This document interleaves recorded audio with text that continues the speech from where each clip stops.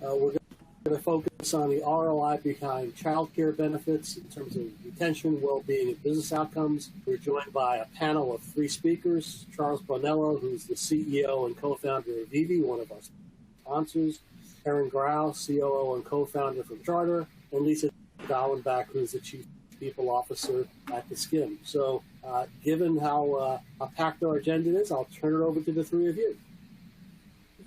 Okay. Wonderful. Thank you so much. Hi, everyone. We're really excited to be here this afternoon with all of you. By way of introduction, I'm Charlie Bonello. I'm the co-founder, I'm the CEO, and I'm the first dad at Vivvi. My 2-year-old Grace has been attending our programs since she was 3 months old, and that wasn't enough, so I went ahead and had twins about 4 months ago. So not just the first dad, also our largest customer. Anyways, at Vivvi, what we're doing is reinventing childcare and early learning for today's families. And we're doing that in a number of ways on our campuses in New York, nationwide through our in-home program, and globally through our Care Cash program and virtual tutoring platform. Most importantly today, we're doing it by working with employers to increase access and affordability to quality care by providing childcare as a benefit to their employees. I can't think of 2 better people than Lisa and Erin to have this conversation with. 2 people who have dedicated their careers to taking care of people in the workplace and shaping the future of work. So I'll pass it over to them so that they can introduce themselves.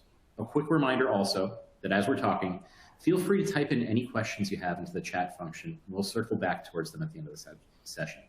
Lisa and Erin, over to you. I'll go ahead. Hi, everyone. I'm Lisa Dallenbach. I'm the Chief People Officer at theSkimm. Really happy to be here today. Thanks to Charlie and his team. We've been able, this is something I'm extremely passionate about. Both as a parent myself, I have 3 children, much older than Charlie's now. In terms of my career and sort of where I've found myself, I've been in packaged goods, I've been at agencies, I've been in advertising. I really tend to always find myself in roles like the one I'm in today, which allows me to take an incredible organization and continue to help it evolve and grow into the next stage of what it wants to be. And when someone asks me what I describe my job or how do I describe it, I feel like I come here each day and really hope that everything I'm doing is enabling our people to be their best, be what they want to be, however they define that. My job is to help enable that success and give them the tools, the surroundings, and the environment to do that. We'll talk more about this, but this is certainly one of the tools in our toolkit to do that for our employees. I'm so excited to be here with Lisa and Charlie. I am the co-founder and COO of Charter. It's a media and services organization focused on workforce transformation. I started my career in media, then had kind of a stint in the startup world, and then back to a media company. But the through line is really helping leaders and organizations steer their company and their people towards the future. And so I was the vice president of transformation at the New York Times. I led a talent organization at a global unicorn startup. And I'm also a mother. And my daughter's favorite place in the entire world is Vivvi. So I'm here and a fan.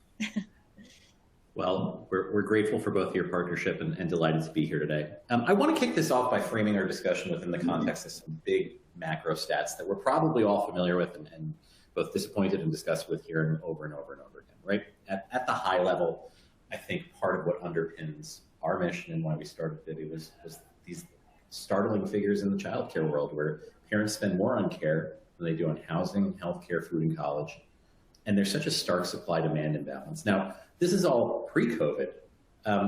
With COVID, we know some of the startling stats that brought us here, right? Not only in a pre-COVID environment did 50% of full-time employed women drop out of the workforce. Since then, I think the numbers are now over 3 million women that have been forced out of the workforce. And so when we talk about the Great Resignation, part of it also falls into here and these kind of default false binary decisions.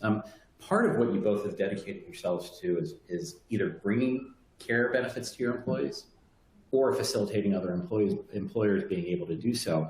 To kick it off, Lisa, I'd be curious to know, you've made this decision, you've brought it there. Could you, to kick it off, maybe, how did you quantify the scope of the problem or issue within your organization to start with? And where did you start and who were the stakeholders that you were really thinking about? So that's a great question.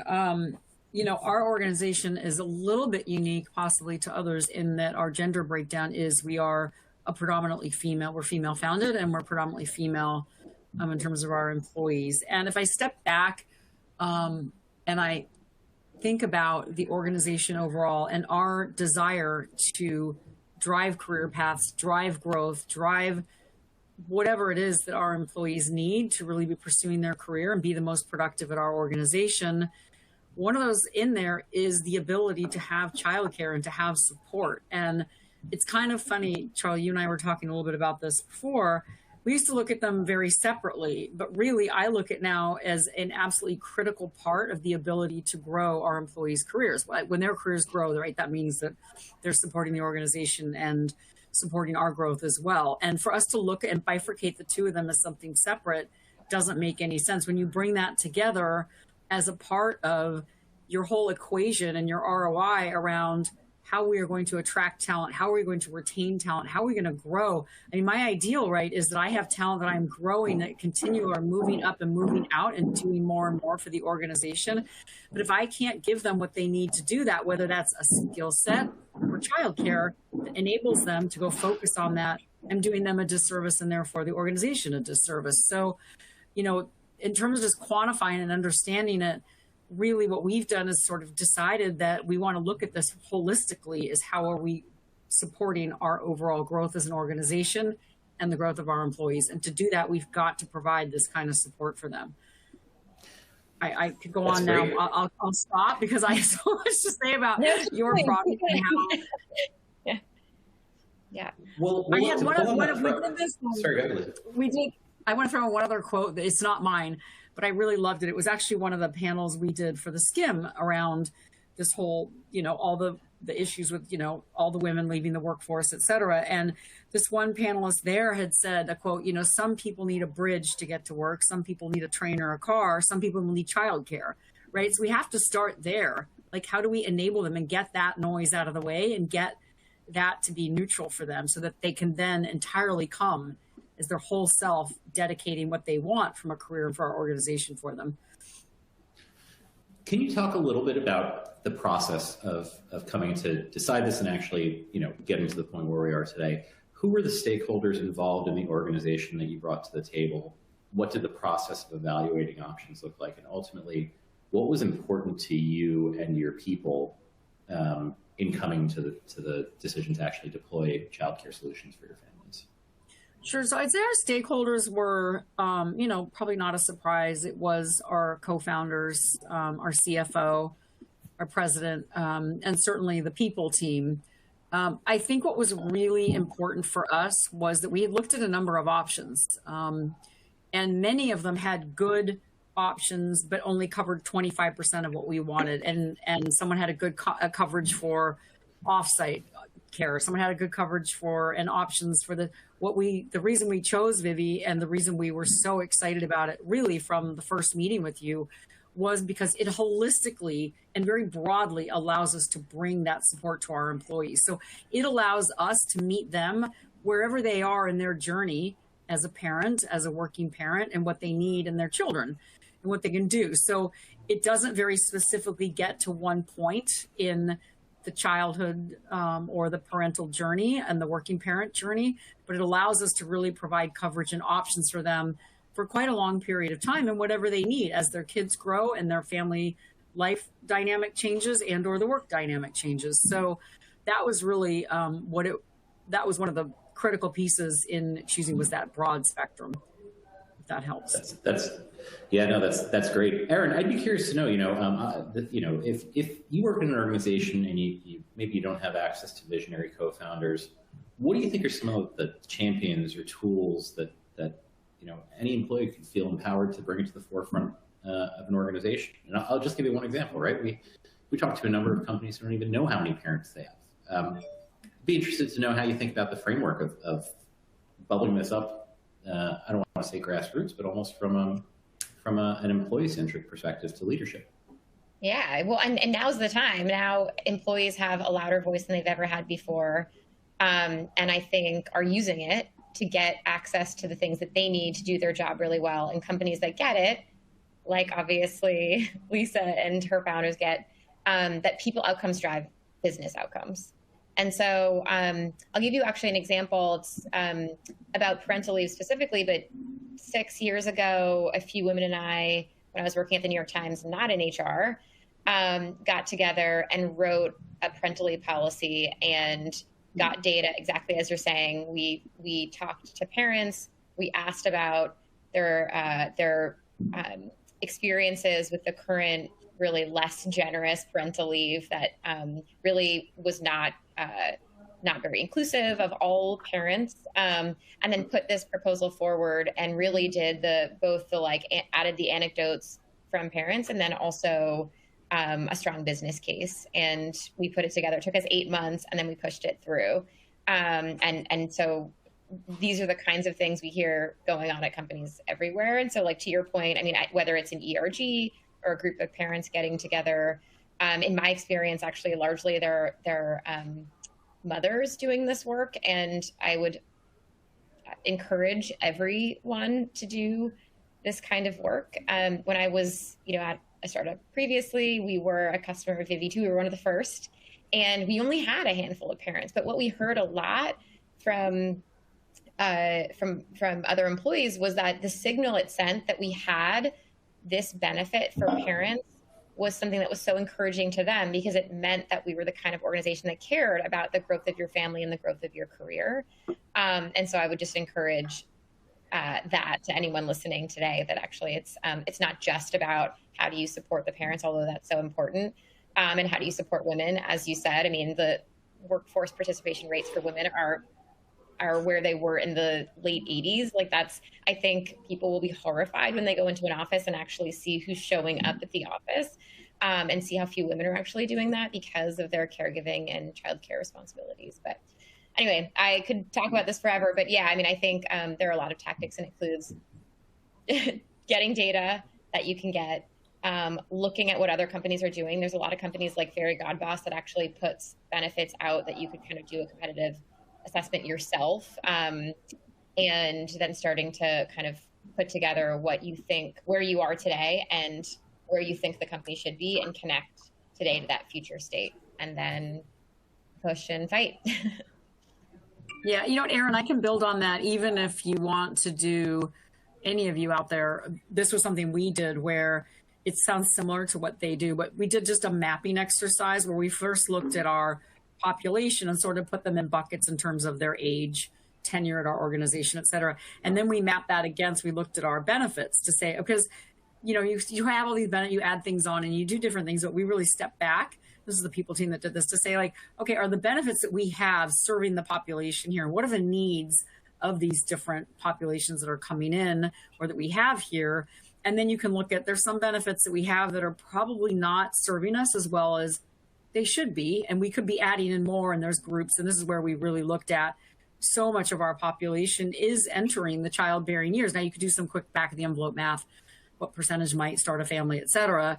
But you can quickly see, at least it allowed us to understand that we needed to be stronger in this space for that large group of people at our organization. Yeah, I think, I'd be interested to understand or to dig in a little bit deeper over here, because we have this very interesting thread happening here of both the ROI side and the cultural side. How do you, when you think about, is this a successful initiative? Are we supporting our people? What are the inputs or what are the pieces of information that you're aiming for from your folks to better calibrate the efficacy of your efforts, both in terms of implementing childcare or any of the benefits that you've put forward? That's a good question. I gave some pause there for a moment, because to Erin's point, it's not always participation, right? So engagement and participation is one, certainly. But to Erin's point,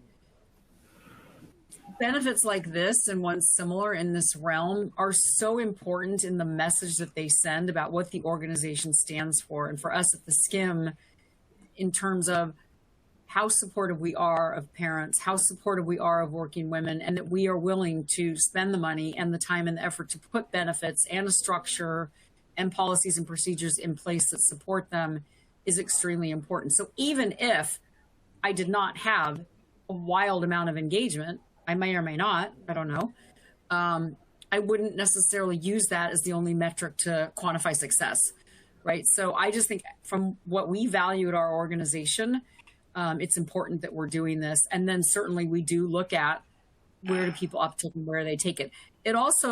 It's important to me when we do twice a year, we do a culture survey, a pretty exhaustive one, and we will have questions in there around benefits. And it's important to me that that is something that they are talking about and referencing.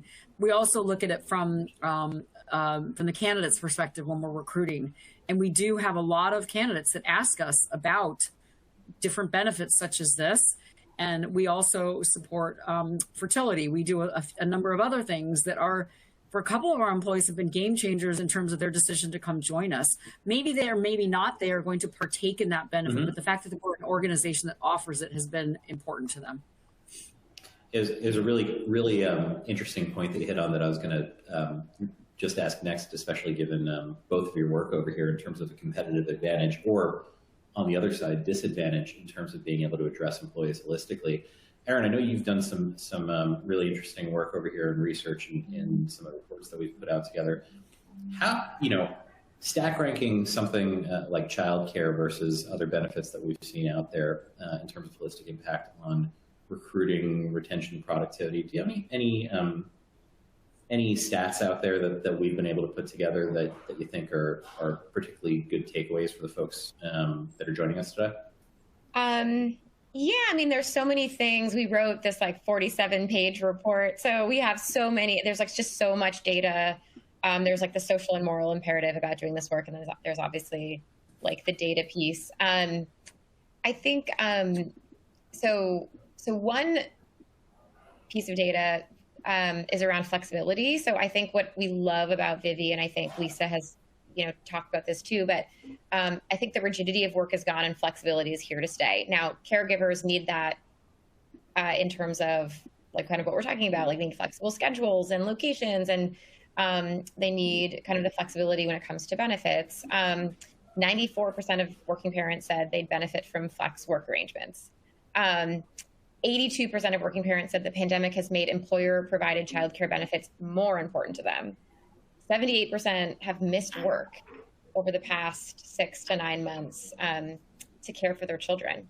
And there's also information we hear, I think it was the Bureau of Labor and Statistics, but keep me honest, that mothers took on 8 additional hours. That's a full-time job, 8 additional hours a day. And fathers, not to make it so heteronormative, but that's the data they have, took on an additional 5 hours a day. And so the amount of additional caregiving and work and teaching that parents are taking on is huge. And so these are just a couple of the things that might help you, anyone here, surfacing that might be helpful in pushing for childcare benefits. And then I think the other part in our work together that we found in talking to people, I think there's having the benefits, and then there's helping people understand and support them in using them. So if you had, backup care, for example, or you had childcare credits, how does it actually work in practice, and making sure people really understand how to use them.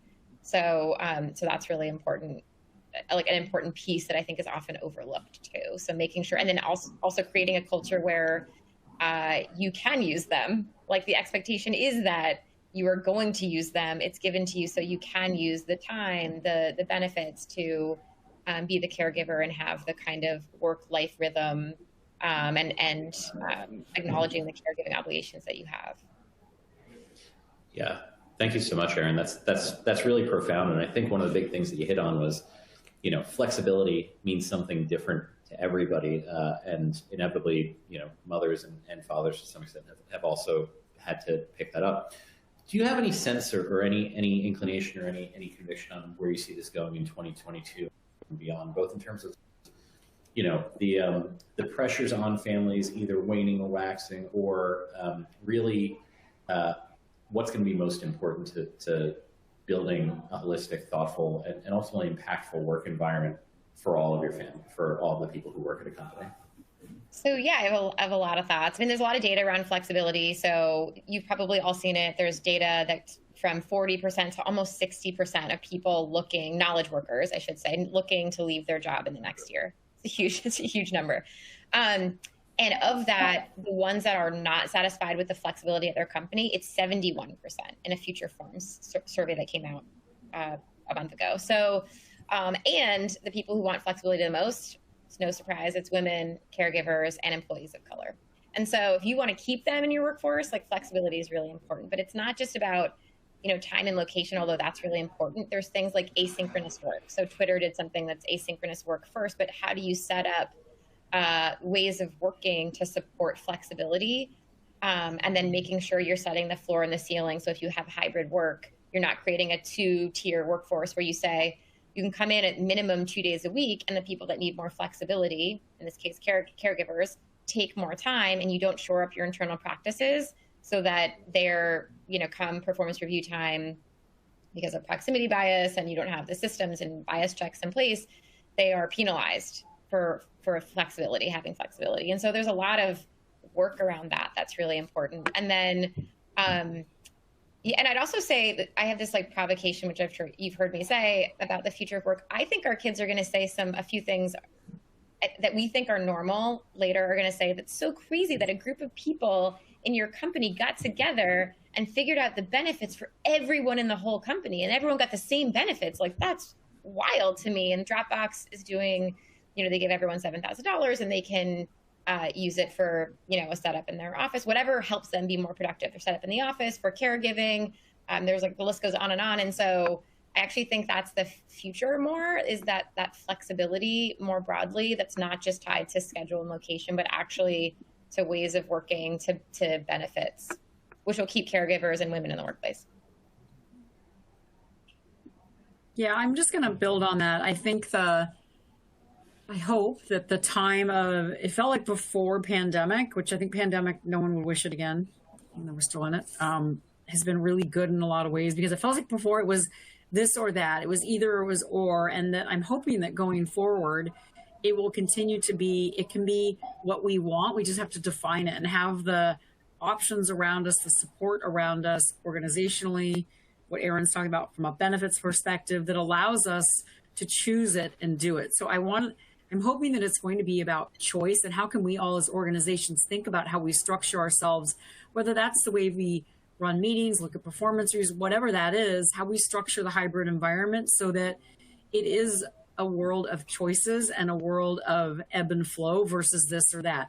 I feel like so many parents and mothers I used to talk with would say, well, today was a good day on the work front, and not so good a day at home, right? You kind of were always picking one or the others. And it was this like acknowledge, like, okay, well, it can be just a mess today, but maybe tomorrow it's not. Could we move to a place that is more where we've got support and options and structures around us? And as an organizations, how can we do that for the overall just betterment of women in the workforce and men, but for our own organizations to be ones that are driving that for our employees and giving them those options? I think then that's when you really get women back, you know, saying, okay, I can do this and I'm not trading off anywhere. And it's not so much the yes or no, this or that each day. That's incredible. I want to remind all the attendees that if you have any questions, you can just drop it right in the Q&A box below, and we'll be able to see it all. I want to shift the conversation just slightly while we have a few minutes left, and talk about something that's been in the news cycle quite a bit, and that's paid parental leave, right? I find it so frustrating because in so many ways it should be table stakes for being a competitive employer and building an inclusive and supportive environment, especially within the context of what we're here for today, right? Emotional well-being. In a lot of ways, though, it's also just the start of that marathon of parenting and the rest of your life. And we all know the physical and emotional changes that take place. I'd be curious to know, you know, in addition to that parental leave, what do you see as being some of the most impactful ways, you know, childcare included, of being able to support these employees going through and building their careers with your organization? So the leave one is certainly a big one. You know, I have always said that for whatever reason you need to leave, whether it's parenting, whatever it might be, we've got to think about how you provide, I call them off ramps and on ramps, right? To come in and out of the organization depending on what you have going on. But if you step back, or when I step back to think about what makes that challenge, well, why don't we have that? Like, why don't we have more extensive leave, right? It is a financial issue for many organizations, for most, and it's a bandwidth issue.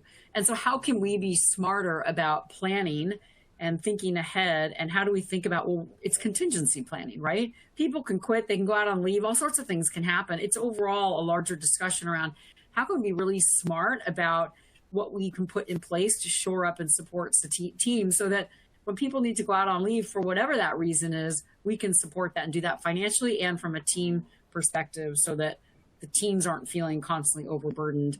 If you have, and it tends to go in waves, but when you have large cycles and times when people are out on leave, it is stressful on the organization. It's just like when you have large peaks of attrition. So how can we be better about contingency planning and budgeting for that, whatever that support system in place is needed, I think is really important. Yeah, that's great advice. And I love the advice about helping people through on-ramps and off-ramps. I mean, so I would say, look, there's so much pressure in the private sector right now to step up and lead in things like caregiving, in racial justice, in mental health, because so many institutions have failed the American people and the American employee. This is the latest example of that. And, it's funny because, when for many people, hopefully you all know, but like the paid family and medical leave is actually to care for you. Lisa just mentioned this, like it's for you or someone that you love that needs the support. And so it's not just about parents, although it would be very helpful for parents.